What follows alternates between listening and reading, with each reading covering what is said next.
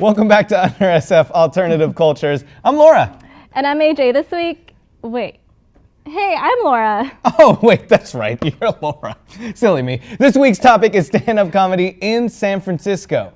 And Laura, that's what is known as a joke. Oh, I see. Well, maybe you should just leave it to the performer. How about that? Ooh, tough crowd. Well, after we take a look at some history and interviews with real comedians in the city, we're going to be having an in-studio performance by one of SF's own, Anthony Zuccaro. But first, a little history of comedy here in SF. You know, one of the city's famous comedy venues, wedged into the neighborhood of Folsom Street, south of Market, is known as the Brainwash Cafe. Not only is it a comedy club, but it also functions as a cozy place to drink and do laundry. Kind of reminds me of home. What? Nothing. The Brainwash got its name when the original founder, Susan Schindler, was looking for a spot to set up not only the first laundromat, but the first cafe/laundromat south of Market in the late 80s. Over time, it slowly evolved what room it had left into a stage for performances. And on Thursday nights at 7, the host Tony Sparks puts on an open mic event for new comedians to showcase their talent. Yeah, and our own field reporter and comedian Lucas Mullen has the story. Hey, what's up? I'm right outside of the Brainwash Cafe here. We're gonna check out another place that you can hang out in here in San Francisco. You can start doing some comedy. I'm about to meet my good friend and field reporter Lucas Mullen, and he's gonna introduce me to someone. Let's check it out.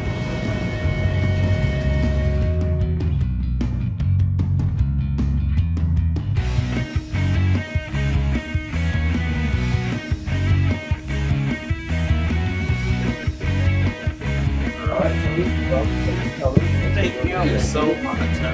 No problem. I didn't expect you to be so, like, I've been here so many times, but it's always so welcoming every time that we meet. I'm glad. So I did get a chance to talk to you about a couple things, but just that for the audience to hear some of the history behind Brainwash. It started out as just a laundromat cafe. Yeah, it started out as Laundromat Cafe. In fact, like a film collective before any of this ever happened. Yeah. And then once Jeff took over, the owner, he made it more of this part more of a performance space. Yeah. All right. Before, the performance space was upstairs, and it tiered seating, theater, the whole thing was beautiful. But he brought the entertainment downstairs, and it was everything at first. But as always, comedy takes over, and it became a full-time comedy club March 5th, a year ago. There are a lot of comedy clubs though in the city. What makes Brainwash, I guess, special, like, compared to other ones that people perform at? Well, let's look at it. Brainwash is, okay, if you type in comedy in San Francisco, the first one's going to come up is the Brainwash. Yeah. Because of the long history, the 17-year history. And also, it's the one place, I don't know if you've been to the other open mics, but it's the one place that's very, very supportive. Definitely, yeah. All right? And that was one of the things that I wanted to foster, because I got to tell you, before starting the Brainwash and before starting the other rooms that I had, you go to an open mic, it's terrible. Yeah. And people are ugly and mean and, not inclusive. Yeah. And I didn't want that feeling. Yeah. So I made sure that I wasn't giving what I had gotten. Okay. You had some advice for younger comics, some that are trying. You could just a couple things that you could give them to kind of get them to want to come to places like this and try it out. What would you say? I would say study. Okay. Study how to write a joke. It's very important. A lot of people get up and they look terrible because they don't study the structure. And there's an importance to that structure. So it's something that you have to work at. If you're new, you need to learn the basics. You need to learn how to write the joke. Yeah. Very important. I gotta tell you, I think one man does make a difference. I think that I had a hand in changing the whole community. All right? Because all those people that were negative, gone. Yeah. All right? Definitely. And then the only person that everybody had to watch was me. And I was very inclusive and very supportive. All right?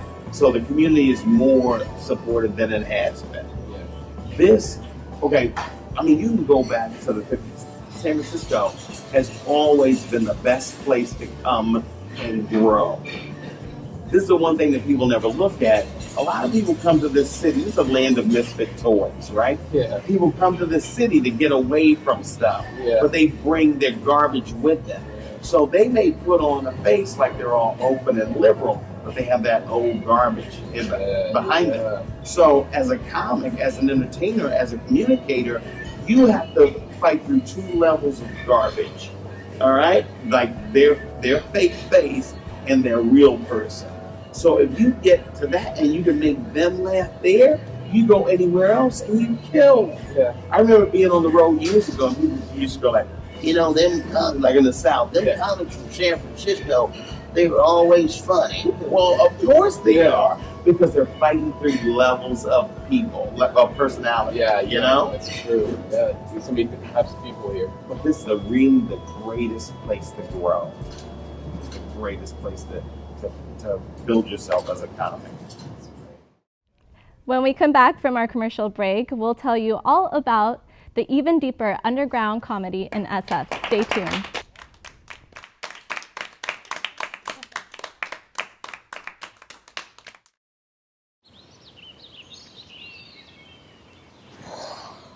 Oh, look, a redhead. Staring contest.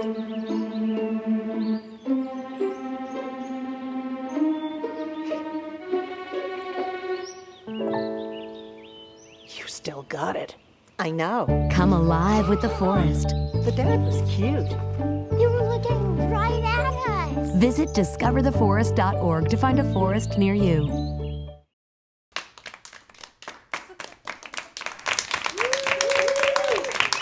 Welcome back, guys. So last we left you at the Brainwash Cafe, the comedy combo venue for new comedians and veterans.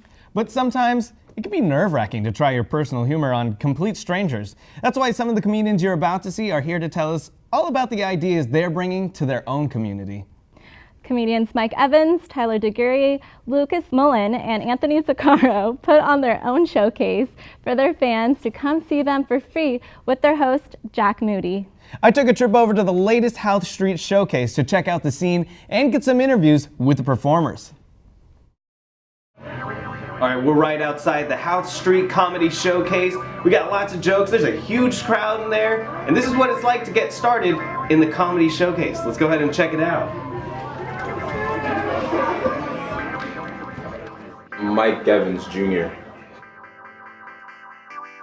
I've been doing stand-up now for, I guess, it'll be 2 years in October. Because I suffer from ADHD, which stands for abnormal heavy syndrome. I told a lot of jokes about my my genitals, and all the time, and then people were just like, you should try telling stories about your genitals on stage. It was very nerve-wracking, like extremely scary. Like I just said every joke really fast. Like it's like when you are trying to like rush a speech when you're in speech class. You're trying to get it over with. It just doesn't work with stand-up because people have to understand your jokes. In speech class, everybody's there nervous with you. That's like, oh yeah, get it over with. But yeah, it was really bad. I wrote what felt like 100 jokes for like 3 minutes on stage, and like I think I told every joke in those 3 minutes. Dave Chappelle, definitely, and Anthony Zuccaro. Well, Anthony is just every woman's dream, you know, like he's the heartthrob of America, is in my opinion. I don't know, I think Kim Kardashian said that once, but other than him, Dave Chappelle is like, he's extremely famous, like one of the greatest of all time in my opinion, and he still stays humble and is like just super real. Like everything he says is funny, which is weird. Like he could just be saying a normal thing and it would be hilarious, which makes him kind of unstoppable. But then there's Anthony, who's just unstoppable in all facets of the bedroom. I've never really thought about like competing. I don't know if I feel comfortable competing with it yet, because like I like just making people laugh just to make them laugh. But I knew I do have to compete eventually to get a show and whatever. So I have to be funnier than somebody else, but I don't like the feeling of being in the room with somebody I have to be funnier than. You know what I mean? Like I like the whole like, we're all just here telling our own stories of stuff that makes us laugh, rather than the whole I need to be better than you thing. I got heckled last time I did a show here in this house, Shane said like a couple things, and I had to like kind of like I kind of like pretend like it wasn't there. You know what I mean? I kind of just like silence in my head and just got back to the joke. You know, but it's tough. It's not something I've mastered yet, and I feel like it's gonna be hard to do until I've got like maybe like 3 or 4 more years underneath my belt, and then I can just tackle any situation. You know, but it's tough. I think in my most successful moments with the joke doing bad, I'll like talk about the joke. I'm like, well, that wasn't funny, and then that'll get a laugh. But if that doesn't get a laugh, then I'm just tanking. But I think the best thing to do, I've seen comedians do in the past, if a joke doesn't land, they'll just move on to the next joke, and it's like perfect. Well, San Francisco is really welcoming, I'd say. Like if you do bad in New York, you might just like drop out of school and dump your significant other. But like here, it's like if you do bad, people will come up to you and be like, hey, you can work on this, and this. I feel like the atmosphere of San Francisco is just like a nicer audience for sure, and more supportive too. Like I've laughed at jokes that weren't funny before, but I don't know if they do that anywhere else. To help myself get better, it's just all a mental game. Because I feel like what I'm always scared the most of in telling jokes is offending somebody or coming off too one way. And I think too much about the listener rather than like being true to myself. And then so like, I guess I just try to cater towards like what I genuinely think is funny. I think those are the best comedians. The ones that are just like, you can tell they're so comfortable to the point they don't care at all what the audience even thinks about them. That's amazing. That's a fear I think all young comedians are going through, is not caring what the audience thinks. So that's our whole job, is to care whether or not they laugh. But if you get to a point where you just don't care, you're hilarious. Like you're great, you know? Like I think Louis does it a lot. He'll say things that are like extremely like not okay to say just to pick at the audience because he knows they're not okay to say. And it's like that level of comfort is just like beautiful, you know? When they're just trying to make you laugh in your ears, Anthony Zuccaro and Lucas Mullen host their own radio show known as Zook and Luke, which airs Monday nights from 7 to 9 on ksfsmedia.net/radio. We got an interview with Tyler about his passion for comedy after his appearance on the Zook and Luke show here at SF. Angelina Jolie, Martin Scorsese. Martin Scorsese. Marty's just chilling. He's getting these movies that no one likes. Peter Falk, Columbo. Yeah. Columbo comes out of retirement. Hi, my name is Tyler Deguerre. I go to San Francisco State here. I'm the second year, 20 years old, and I got into comedy my senior year of high school. We had this talent show sort of thing. We were the minors. It was called Mr. Minor. So everyone had their talent. Mine was stand-up comedy. So senior year, we all get to the talent portion. I do stand-up, and I won the event. And after that, that just kind of made me realize, like, Carla and Steve Martin, like these idols of mine, got me to this point, and now I want to go somewhere where I can perform. So it's very much like how I would talk normally and how I see things. However, it's a little more normal because I have a stage to do it on. But it's the same way I am when I'm talking to people. So the way I am as far as like what the weird things I think about and say when I'm with people, it's kind of what I bring to the stage. So like, I don't know, if I have a bit about, I don't know, something someone told me, I'll just go off and improvise on stage. So I usually go up there with like kind of bullet points in my head, but most of it's pretty organic. Cause you know those people that get up there and you can see their process working. They're thinking, they're waiting for the next joke. I was noticing one comedian tonight was like, had a pause, and that small pause is so beautiful because you're like, you just forgot it and you made it. And it's like, I don't ever want that. I want it to keep flowing, and if I bomb, I bomb, but if I do well, it's because it was me and it wasn't just something I wrote. Plus I suck at memorizing, so I think that's probably why. I started off trying to do like the full like written bits, and after a while I was like, I'm losing my place, like this doesn't feel right, and I'm trying to like mimic, you know, Louis C.K. and these guys who I watch perform and get inspired by. So instead of relying on a certain structure and, you know, subconsciously emulating these gods of, like, to me, I just kind of go up there and yeah, I have this little joke book, which I think my backpack's in the radio room, but I just have a joke book, and in my phone, like whenever I'm walking around, I'll put the jokes in my phone, and then from there, before, like 20 minutes before a set, I'll transfer it to paper and just think of like, oh, this would be funny here, this would be funny there. And then everything, all my openers and all my closers have never been thought of before. So I go on stage and I'm like, what just happened that I can think about? You know, I'm in this room, I can say, wow, I didn't know they let serial killers write on the walls in here. Stuff like that where you just think about it and go, and if it's not funny, then it's not funny, but at the same time, it's, I don't know, I like to keep it fresh, and I think the audience feels that, and even if they don't laugh really well, I think there's some sort of understanding or respect. It's more rare, you know. It's more honest. That's why I do it. So the thing that people do, and it's just a go-to, mainly probably because comics are self-conscious, but they do a joke and it doesn't work, they'll be like, oh, that joke bombed, or like they'll blatantly say it. And I'm always like, don't do that, because if you announce it, then they accept it. Anything you're saying up there for that 3 to 5 minute set is true. I mean, obviously they can be like, that's wrong, but in that moment, you're the one with the microphone saying these things. So if you set the tone, if you say that you bombed or a joke wasn't funny, then already you're setting yourself back. And so, you know, if I'm playing off the crowd and they don't laugh, then I'm just gonna keep going out. I'm pretty energetic, so I don't have any trouble supplying the energy. But then when the crowd's rolling with it, then it's like just boom, it's almost like a tempo thing. Like if they're laughing and they pick up on your tempo, then you just start feeding it. It's something that you can't let discourage you, because there's not going to be a great crowd every time. And instead of telling yourself that joke wasn't funny, I'm not going to do it again, you got to say, I believe in it, I'm going to keep pushing it, or that joke wasn't funny, they're right. But you can't just give up on the first try. I think a lot of comedy is realizing that what works for some may not work for the whole. And really the only thing that is universal is that nothing is universal. It's like the Socratic argument of all that we know is that we know nothing. But in that regard, it's that if you get up there, there's not one set thing that someone can tell you except for just be yourself, or be a funny character that you think works. But there's not one set way. I think I just learned from watching people fail and going, oh, see, he tried that and it didn't work. Either I can make that funny, or I just have no business trying that. And you learn. It's like you were saying, it's mainly experience.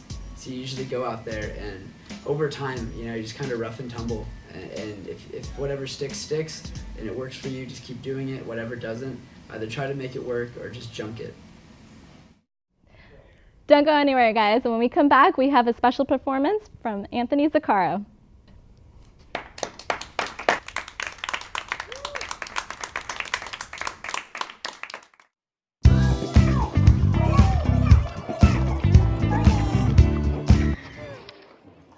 Looks like it's done.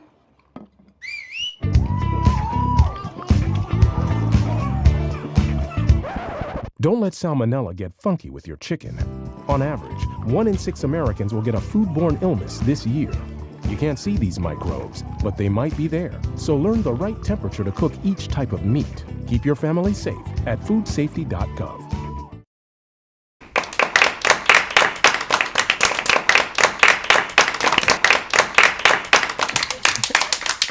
Welcome back to Under SF. Hopefully we made you laugh sometime, but if we didn't, that's what we got this next guy for. Exactly, AJ. And this next performer needs a special introduction. What do you say? You ready? I'm ready. Introducing Anthony Zuccaro. Zuccaro. I love you, Zuccaro.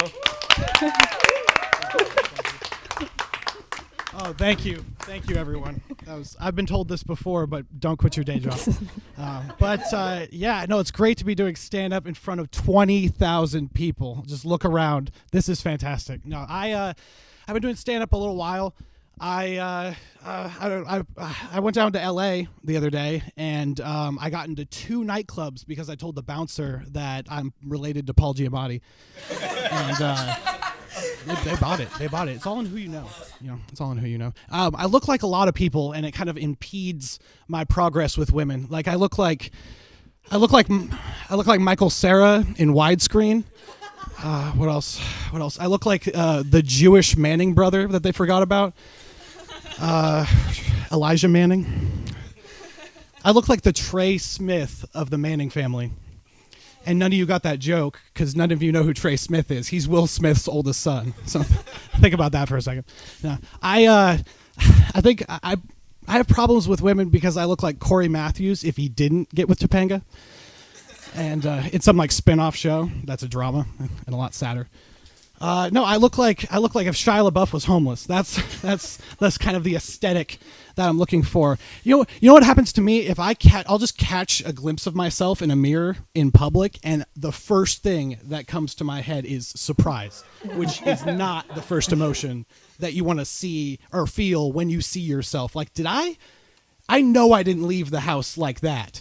when did this happen? Surprise means there was a lack of knowledge somewhere in my appearance. That's never good. That's never good. Like I always look like I didn't plan on being outside. That's my constant fashion sense and hair and everything. But yeah, no, it's just I don't know. I have a lot of problems getting women. Obviously, look at me. But like this, my face is not that bad. Like it's a work in progress, obviously. But my face is not. It's not. I mean, my face is young and single. My face has a Tinder. My body, however, has been divorced twice, and he has a profile on FarmersOnlyMeat.com. My face is newly single. My body's been divorced twice. And the first divorce, it just ended badly. The second divorce, she died, and he had to divorce her after for legal reasons. Like, it's just bad. This looks like a gorilla got tranquilized, like the face of a gorilla after it's been tranquilized, just like loose and ineffectual. Just like it just doesn't. It's all wrinkly and it's just awful. You don't want to like it. This sweatshirt hides it, but if I wasn't wearing this, all of you would not be smiling. It's just. But I know I've made a lot of mistakes in my life. My first mistake, I got hired at Target. That was just a mistake in so many ways. I had no idea how big of a mistake that would be, because when you work in retail, it just hollows you out as a person. Like I was already pretty hollow, and now it's just like I'm double empty now, just dealing with all these customers. Like I get asked every day, "Do you work here?" Red, khaki, name tag, walkie-talkie, do you work, stocking items even. I got asked, do you work here, while I was behind the register. Do you understand the kind of thought process someone had? Like, oh no, I just saw the long line, was already wearing red and khaki, decided to jump in and help out. Yeah, that's just the kind of person I am. And I know I look like the person that would dress up in red and khaki and not actually work at Target. I know I look like that, okay? But so I had this guy, I swear to you, he asked me, do you sell bows and arrows? Do you sell bows and arrows? And I was like, no, we don't. And he was genuinely surprised that we didn't sell bows and arrows. And so I was wondering, why was he so sure? He must have seen the Target logo and just thought there's no way this place doesn't sell bows and arrows. No, I get my bricks at Walmart, I get my potassium at Kmart, and I live inside of a Home Depot. I'm a very literal person. All right, thank you. Good night.